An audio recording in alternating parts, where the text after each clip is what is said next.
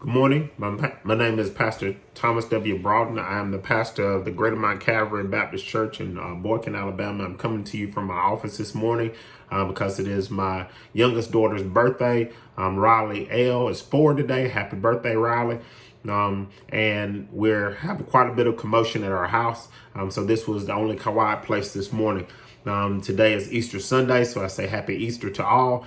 I know it is trying times as we try to figure out how we're going to have Easter outside of the church today. But just know that Easter is more in your heart than it is in the church. So I pray that we all do the best we can to have the best church day that we can, or the best Easter that we can.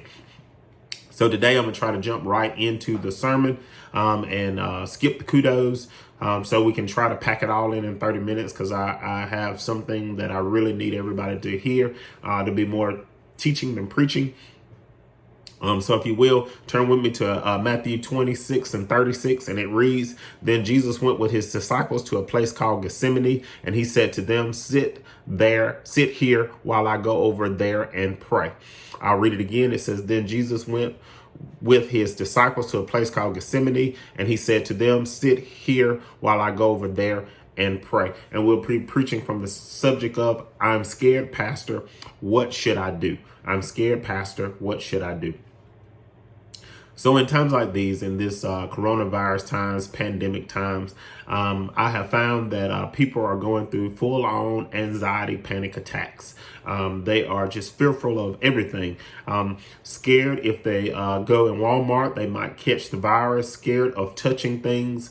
Afraid that if they die, they leaving their loved ones behind. Afraid if they lose their jobs, they don't have enough money saved up to last them several months. Scared that the relief packages aren't going to come fast enough. Afraid of every cough, sneeze, afraid of runny eyes. I have people calling me in the middle of the night with panic attacks, with headaches, nausea, vomiting. You name it, I've heard it. People are just afraid, and it's rightfully so. It's not like the coronavirus isn't bad. So people are just terrified and literally don't know what to do. So in times like these, a lot of times we can't just lean on science when it comes to anxiety and panic attacks and fear. Fear is a strong emotion that can literally take over your life and have you quarantined in itself to where you literally just can't make it. So today we're going to lean on the Lord. We're going to lean on the Bible to help us get through fear in times like these. So I'm literally going to do a sermon on how did Jesus get through fear. So when we read Matthew 26 and 36, it says, "Then Jesus went with his disciples to a place called Gethsemane, and he said to them, sit here while I go over there and pray." So if we just read that verse and we have no context to go along with it, you would think that I'm about to tell you that all you have to do is pray. And it will make you feel as if Jesus had it all figured out and he was content with his situation. He was okay with the fact that he was going to hang on the cross. He was okay with the fact that his mom was going to be left here alone. He was all right with the fact that his family was not going to show up. He was okay with being pierced in his hands and in his side. He was all right with his walk and his talk with the Lord. It would have you to believe that Jesus was mentally, physically, and emotionally prepared for death. And that would be untrue. As we read through Matthew 21 through 26 or 27, we'll see that Jesus had issues just like all of us, and his human nature would take over in many situations just as ours does. And I want you to see how he dealt with that, and maybe how he dealt with it will be able to help us deal and cope with times like these. But in order to give context to Jesus's emotional nature, first you have to see that he was a little different than us in some ways. And some preachers out there saying he was a lot different. Well, he still was human, but I need you to go with me to one of the 5 milestones. So the 5 milestones in Jesus's life would have been 1, the baptism, 2, the transfiguration, 3, the crucifixion, 4, the resurrection, and 5, the ascension. We're just going to talk on 2 of those, the baptism and the transfiguration. Matthew 3 speaks of the baptism, and it says that Jesus goes down to be baptized. And when he comes up, the heavens open, and God sends down a dove which lights on Jesus, which represents the Holy Ghost, and it says that he is well pleased. In the transfiguration scene, God again says he's well pleased with Jesus. Jesus goes up on the Mount of Transfiguration with Peter, James, and John, and the heavens open again. This time, Moses and Elijah come to speak with Jesus from beyond the dead or from heaven. And Jesus is having a conversation with Moses and Elijah. Moses representing the law, Elijah representing the prophets.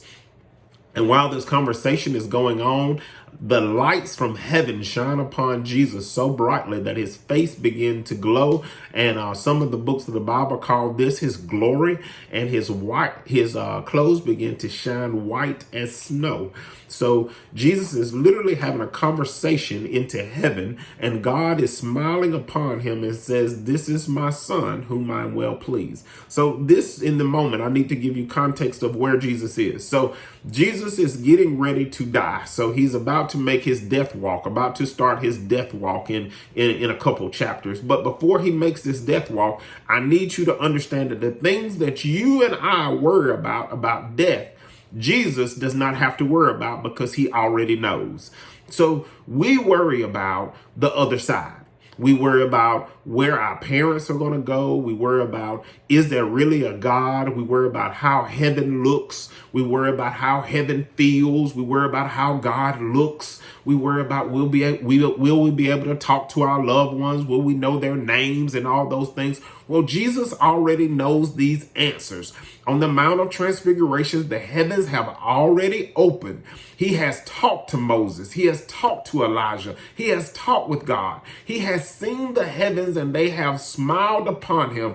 And he already knows what God thinks of him, because God has literally said, "This is my son, and I am well pleased." So when you start to see the emotions that Jesus is going to employ in Matthew chapter 26, I need you to know that this is without all of the thoughts that we have. So he already knows what heaven looks like. He already knows how the smile of God feels. He already knows what it feels like to talk with people from the beyond. He already knows all these things. So all of that has been taken off of the table, and he's still going to have these emotions, okay? So Matthew 26, here we go. "Pastor, I'm afraid. What should I do?" So in Matthew 26, verse 36, we find that Jesus has just left the upper room. They've just had the Last Supper. They are walking out of the walls of Jerusalem, and they're going down to a place called Gethsemane, or the Mount of Olives, or Olive Grove. The Gethsemane literally means olive press, and it is straight across the river from the temple. So you can see the temple from the olive grove. So as Jesus goes down, this is what verse 36 says. It says, "Then Jesus went with his disciples to a place called Gethsemane." So as I was reading this, I began to wonder, why did he choose Gethsemane? So Jesus could have went anywhere to pray for his mortality. He could have went to his own personal home. He could have stayed in the upper room where they had just had the Lord's Supper. He could have went just outside of the walls. He could have went to the temple that he had already cleansed. There were several places that he could have went. He could have went to some of the places that he had already done miracles. He could have went to where he had his feet cleaned. He could have went anywhere he wanted. He was Jesus, but he chose to go to Gethsemane to pray. Why Gethsemane? So first of all, Jesus went to Gethsemane because it was a familiar place. See, I know it was familiar because when Judas went to betray Jesus, he went straight to him, because Jesus had been to the Garden of Gethsemane to pray several times before and had taken the disciples with him on many occasions. In times like these, when fear has come upon you and your mentality is in question and you're worried about paying your bills and you're worried about what's going to happen to your family and you're worried about your children goings and comings and are they going to be well or not well and you just have all of these things and you lay up at night and you're having anxiety attacks and your chest is hurting and your head is hurting and you're having nausea and vomiting. I need you to know this for you all that were already praying. This is for people that were already praying. Go to a familiar place, a place where you've prayed before, a place where you've called on the Lord and you remember getting good reports. You remember going in your own personal prayer closet. And when you went in that closet and you called on the Lord, you remember that the Lord answered your prayer. You remember getting on your knees and praying for your children time and time again. And whether they deserved it or didn't deserve it, the Lord showed up for you. You remember when you had cancer and you prayed to your God and he showed up for you. So I say right now, he went to a familiar place because he had never been in a situation like this. He had done miracles for other people in times of need. He had saved other people from death. But this was the first time that he had ever dealt with his own mortality. See, we've never dealt with anything like COVID before. Some of us young people have never thought about our own mortality before. So that brings panic, anxiety into our lives. See, Jesus had never dealt with anything like this before. So it brought about a little bit of panic and anxiety. So he had to go to a familiar place so he could get calm. Church folk, I need you to go to your calm place. And when you get there, it said Jesus went with his disciples to a place called Gethsemane. And he went over there to pray. So first of all, I need you to go to Gethsemane, and I need you to go because it's familiar. Now, secondly, he chose Gethsemane because of Matthew 21. So in Matthew 21, verse 13, when Jesus first came into Jerusalem, they said that he found a bunch of money changers and robbers and animals in the courtyard of the temple. They said that he got very angry and he began to cleanse the temple courtyard of all the money exchangers and the robbers. And the reasoning he said is because this was his father's house and it was supposed to be a place of prayer. He said the temple that at the moment had people in it exchanging money, robbing folks, and a bunch of animals. He said it wasn't supposed to have no money exchanging. It wasn't supposed to have anybody robbing anybody, and it wasn't supposed to have any animals. What it was supposed to have was prayer. So he said, I'm going to cleanse this place right now. He said, because it's going to come a time where I'm going to have to deal with my own mortality, and I'm going to need prayer myself. I'm not going to be able to physically come in the building, but I'm going to be able to get close enough to the church to where I can pray to the church, but I need to make sure that the church is clean so I can get a prayer line going. So the Garden of Gethsemane was directly across the river from the temple that he had cleaned. So what are you saying, Pastor? Listen closer to this. So the church doors, the physical church doors are closed because the church had gotten a little tainted. And some people out there might not agree with this, and that's okay. That's okay. Opinions, you can have yours. But listen to me. The church doors had got closed because the church had gotten a little tainted.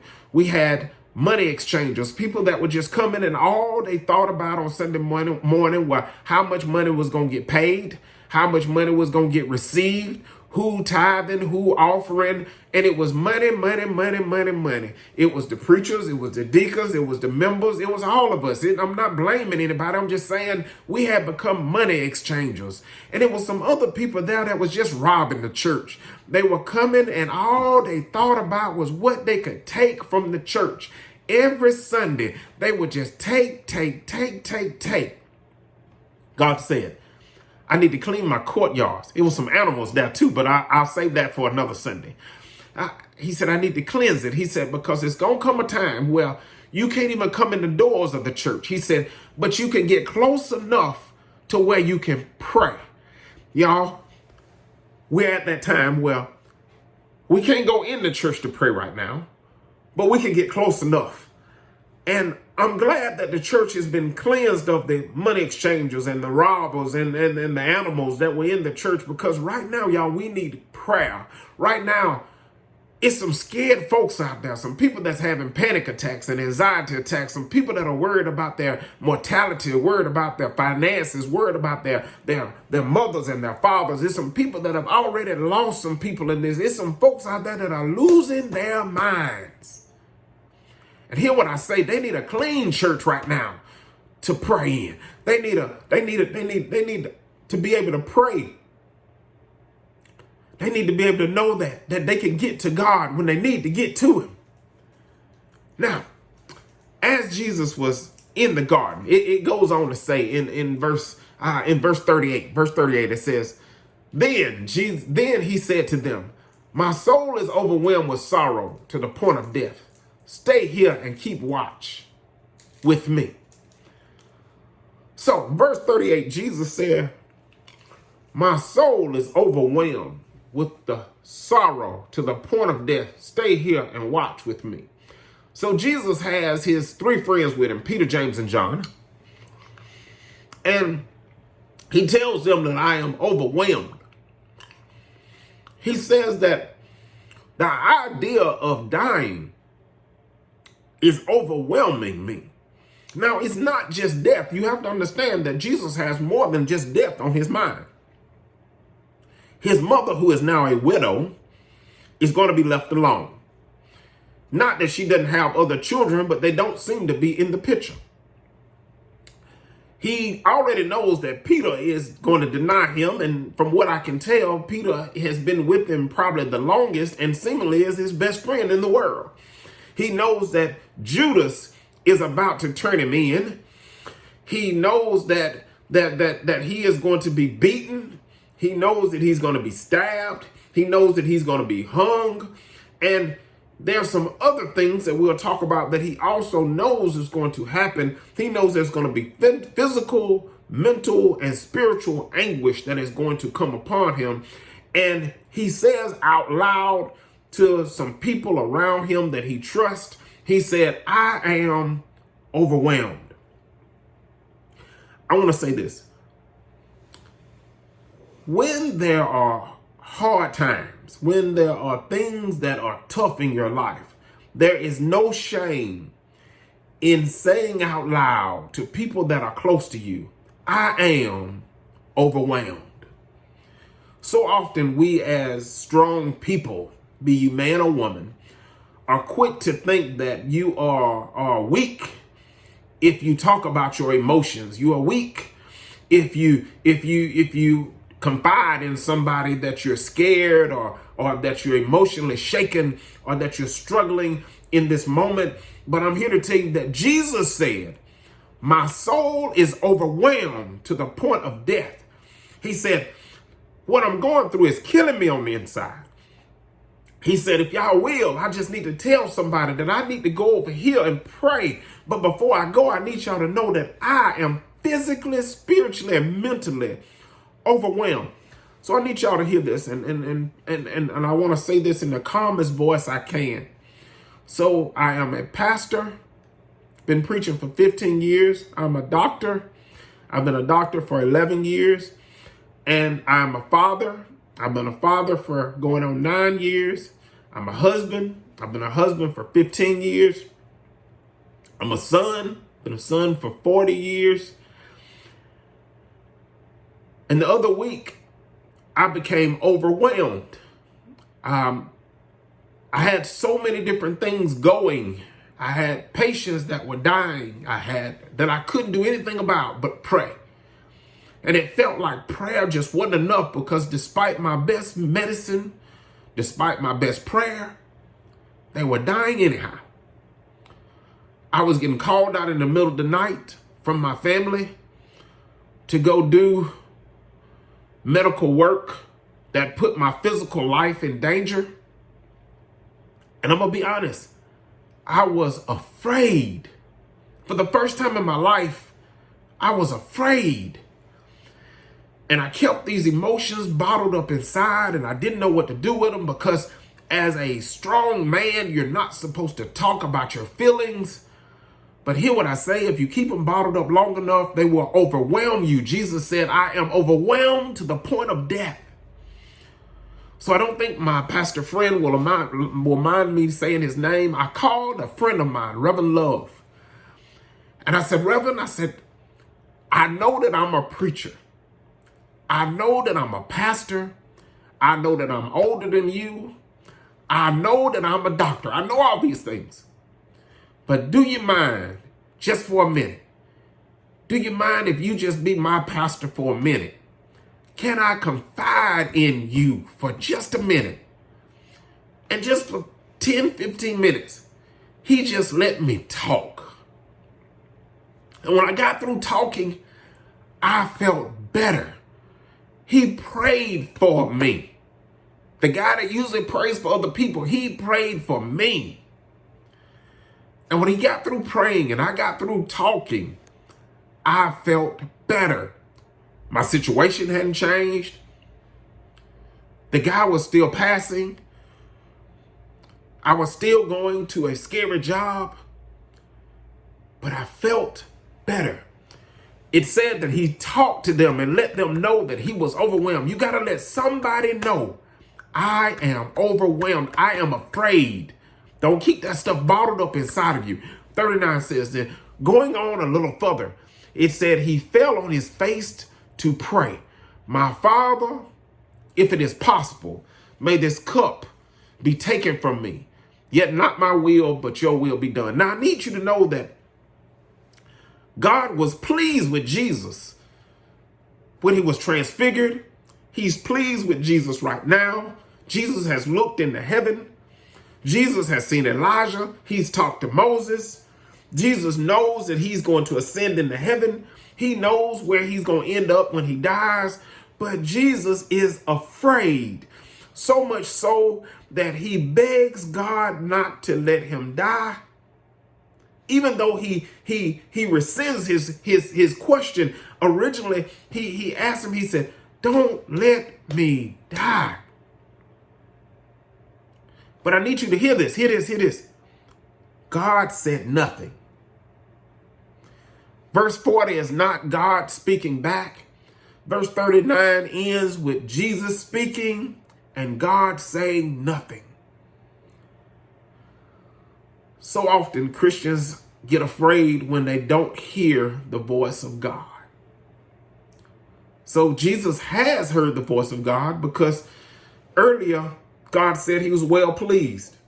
But right here, when Jesus wants to hear God the most, when he's the most afraid, when he's having a moment, when his flesh is overtaking his spirit, when his faith is shook, he really wants to hear from God because he's speaking directly to him. He's tearing off to a place by himself, and we call it prayer, but this isn't like no deacon prayer. This is real prayer. This is where you have that moment where you don't start off with our Father which art in heaven. This is that moment where you just talking to God and you say, look here, God, I need to tell you something. And he says, look, I am afraid. Take this away. And there's a pause and nothing is said. And from that, he takes, if you don't want to take it away, then your will be done. Sometimes, y'all, there's silence. Please don't take that to mean that God's not listening. Just because you didn't hear from God physically with your ear does not mean that God's not listening. God is always listening. He has already prepared for you. He has already made a way. He has already figured it out. He literally is waiting on you to just calm down. So all I'm doing right now is preparing you, trying to help you figure out how to calm down because God has already worked it out. I just need you to see that Jesus is having a moment. God is saying nothing. But even though he's saying nothing doesn't mean that he's not doing anything. He has already prepared a place. He has already fixed it. But Jesus is still having a moment. It says in verse 40, then he returned to find his disciples sleeping. So a lot of preachers preach this as if the disciples were sorry if they were no kind of friends. I'm going to look at it a little different if that's all right with y'all. So the disciples were sleeping. Maybe they were tired. Maybe they had had a long night. It was somewhere between 11 and 12 o'clock at night. They had been up. They had ate a big meal because they had ate the Last Supper. They had been out looking for the room the whole day. I don't know. I said, but I will say this. Your moment is not everybody else's moment. What makes you stay up all night doesn't make everybody else stay up all night. What gives you a panic attack doesn't give everybody else a panic attack. Just because Jesus's mortality was bothering him and he was up praying all night does not make these guys bad people because it wasn't worrying them. So many people want other folks to be worried because they are worried. Everybody doesn't need to be worried because you are worried. If you are worried, then you need to get on your face and pray. You don't have to make everybody in your house have a panic attack because you're having one. You need to figure out how to deal with your own personal anxiety and your own personal fears. Jesus said they were sleeping. He woke them up, but in a minute he gonna find they were sleeping. Some people that's just who they are. They deal with things different. They're sleeping. That's okay. They're not you. They're not dealing with it the way you are. You have to figure out how to deal with the you in this situation. Now, I like verse 42 because verse 42 further tells me that Jesus was having a moment. It said he went away a second time and prayed. So a lot of people, and I used to be one of these people that said, once you take it to the Lord, leave it there. Sometimes things bother you so bad when you have not heard from the Lord that you have to go back again. You have to go back again. You said, Lord, I hadn't heard anything from you. He said he hadn't heard anything from me. He went back and he prayed the exact same prayer again.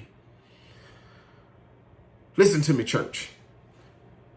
If you are afraid and you're up all night, anyhow, you can't sleep, pray.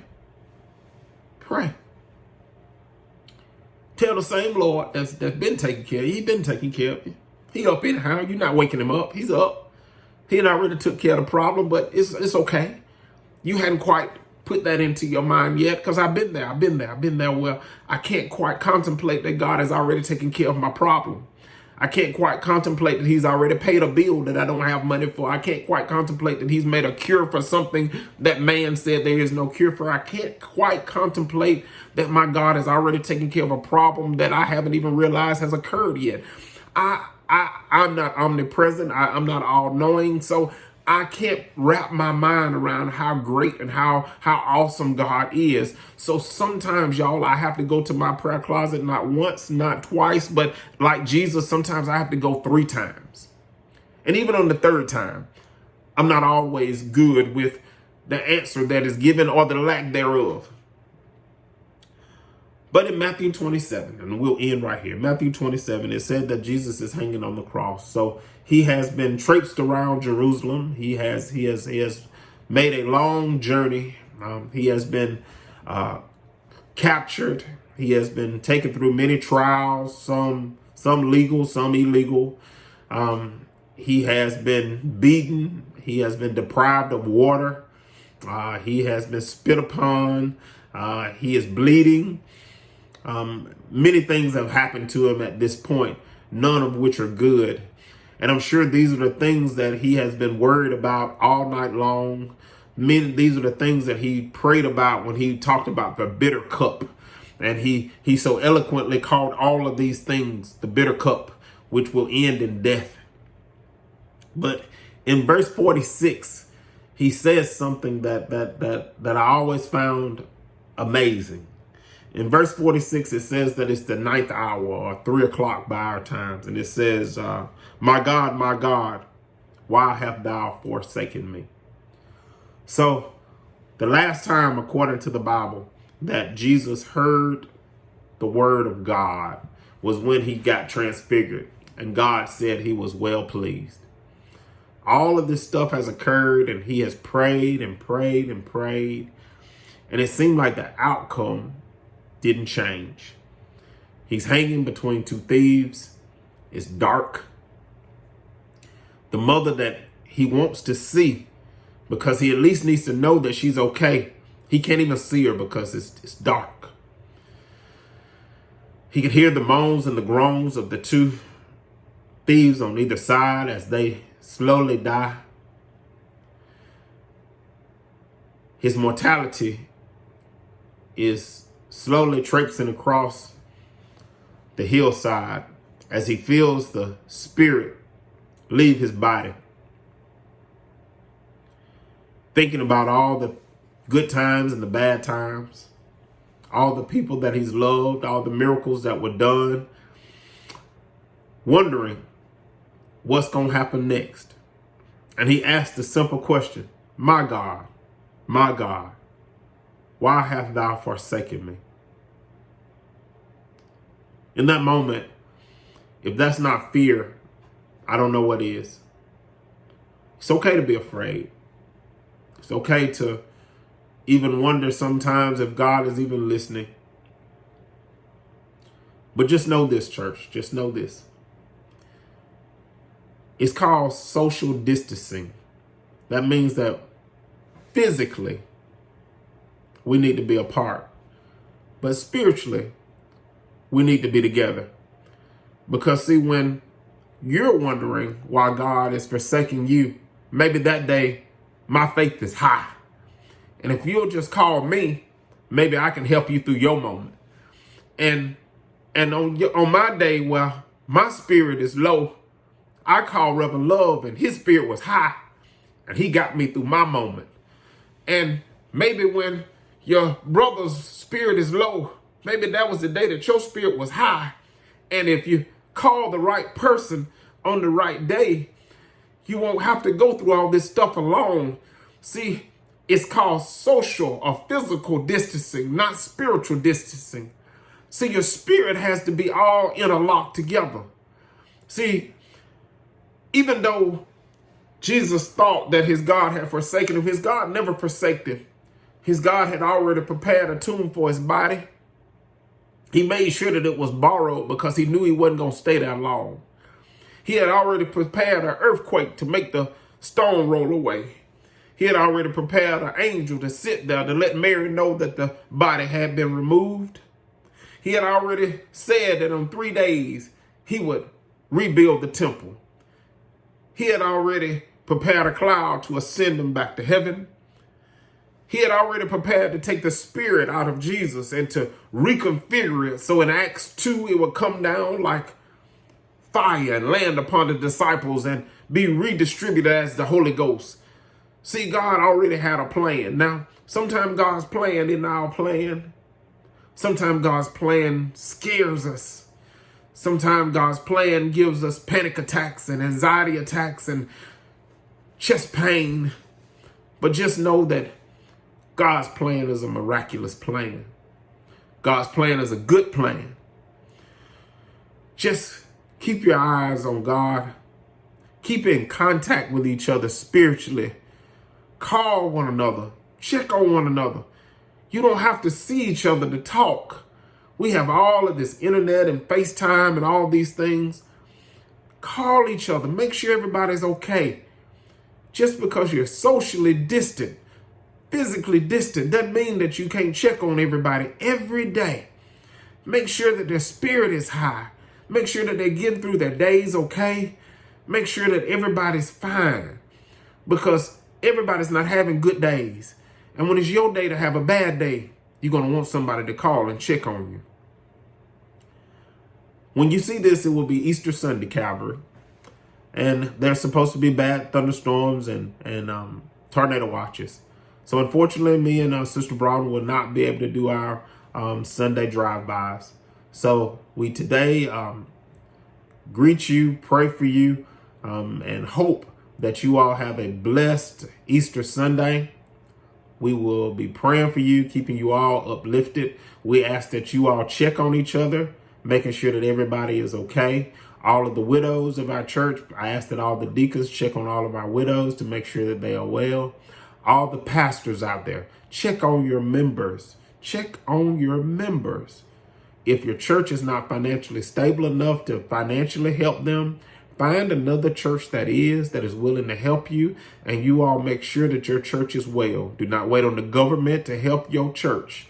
You are the pastor. It is your job to make sure that your church is well.